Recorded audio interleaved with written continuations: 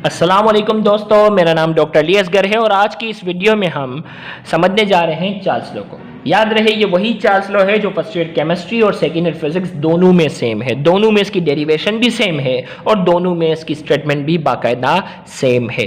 तो आइए हम सेकेंड ईयर फिजिक्स और फर्स्ट ईयर केमिस्ट्री दोनों में सेम है उस टॉपिक को समझने जा रहे हैं। तो Charles law, for the given mass of a gas volume is directly proportional to the absolute temperature। absolute temperature का मतलब क्या है? देखो पेंसिल से लिखा है टेम्परेचर इन केल्विन, टेम्परेचर की वैल्यू लाजमी केल्विन में होनी चाहिए। Provided that pressure remain constant, pressure क्या होना चाहिए? कांस्टेंट होना चाहिए। अब स्टेटमेंट में क्या कहता है? For the given mass, given mass का मतलब है मास कांस्टेंट रखो। Volume is directly proportional to the absolute temperature, volume जो है वो डायरेक्टली प्रोपोर्शनल किसके है? वॉल्यूम जो है वो डायरेक्टली प्रोपोर्शनल जो है वो एब्सोल्यूट टेम्परेचर के। टेम्परेचर जैसे हम बढ़ाएंगे वॉल्यूम भी क्या होगा? बढ़ेगा। शर्त है provided that pressure remain constant, pressure क्या होना चाहिए? कांस्टेंट होना चाहिए। तो अब देखो भाई ये हमारे पास ये सिलेंडर है, इसमें देखें कि एक गैस है जिसका इनिशियल वॉल्यूम V1 था, इनिशियल टेम्परेचर T1 था, प्रेशर P रखा है, प्रेशर कांस्टेंट रखना है ना चार्ल्स लॉ में।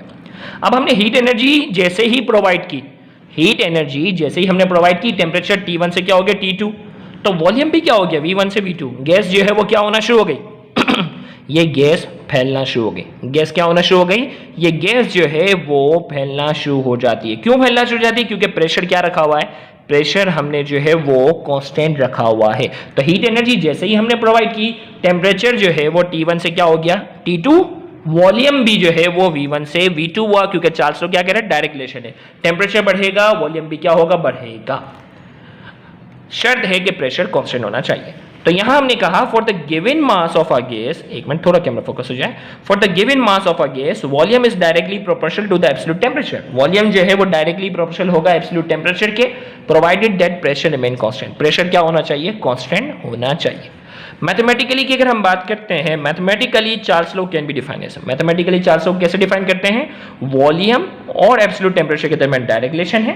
प्रोपोर्शनलिटी हटा दी तो क्या आ गई? इक्वल टू की साइन। देखो ये रिमूवर है ना, ये इसका देखो छाप आ जाती है। बोर्ड में भी आप रिमूवर इस्तेमाल करते हो ना, तो एंड में यही होता है। आपको लगता है आपने बड़ा साफ सुथरा काम किया, लेकिन बैक से क्या आ जाता है? निशान आ जाता है।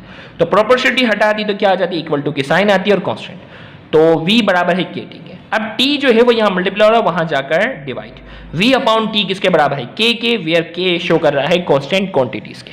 अब इस बेस पर चार्ल्स लॉ की हम दूसरी स्टेटमेंट क्या कर सकते हैं? बना सकते हैं। वो स्टेटमेंट क्या है? The ratio between volume and absolute temperature, the ratio between volume and absolute temperature is always equal to constant quantities, is always equal to constant quantities provided that mass and pressure remain same। mass और pressure क्या होना चाहिए? Same होगा, तो volume और absolute temperature का ratio जो होगा वो कांस्टेंट के बराबर होगा।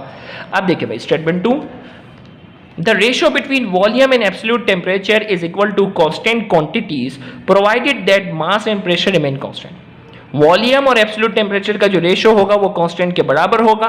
शर्त है कि mass and pressure remain same, mass और प्रेशर क्या होना चाहिए? सेम होना चाहिए। हो गई स्टेटमेंट 2।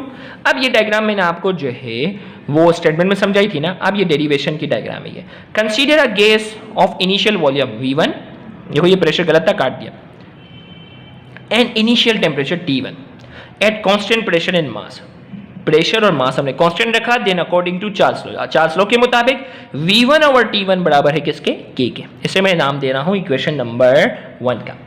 फिर इसी तरीके से हमने जब हीट एनर्जी प्रोवाइड की, टेम्परेचर T1 से T2 हो गया, तो वॉल्यूम भी क्या हो गया? V1 से V2 हुआ।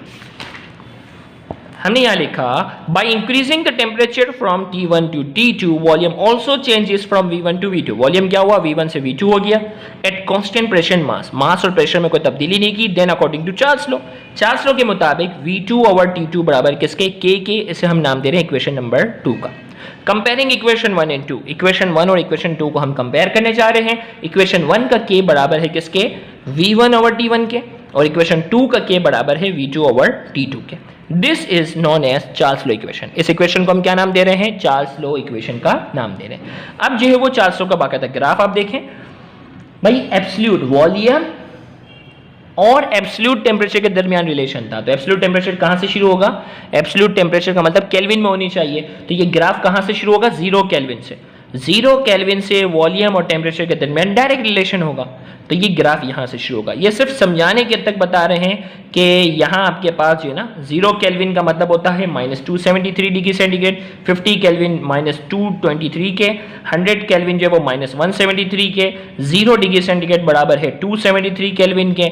इसी तरीके से ये बाकायदा कन्वर्जन है। मतलब ये ग्राफ जो शुरू होगा वो 0 केल्विन यानी -273 डिग्री सेंटीग्रेड पे ये बाकायदा ग्राफ शुरू होगा और उस टेम्परेचर को हम कहते हैं एब्सोल्यूट जीरो।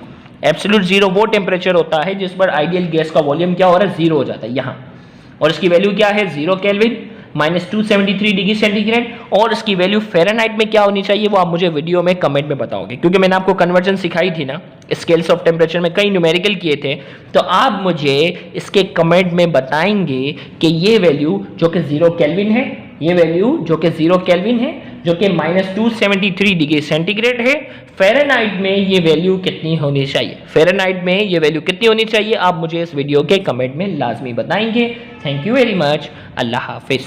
अगले लेक्चर जो हमारा होगा उसमें हम जनरल गैस इक्वेशन को बाकायदा ड्राइव करेंगे और वैल्यू ऑफ आर जो कि केल्विन में एसटीपी पर और एमकेएस में बाकायदा हम ड्राइव करेंगे, वो भी बाकायदा सेकेंड ईयर का हिस्सा है। थैंक यू वेरी मच, अल्लाह हाफिज़।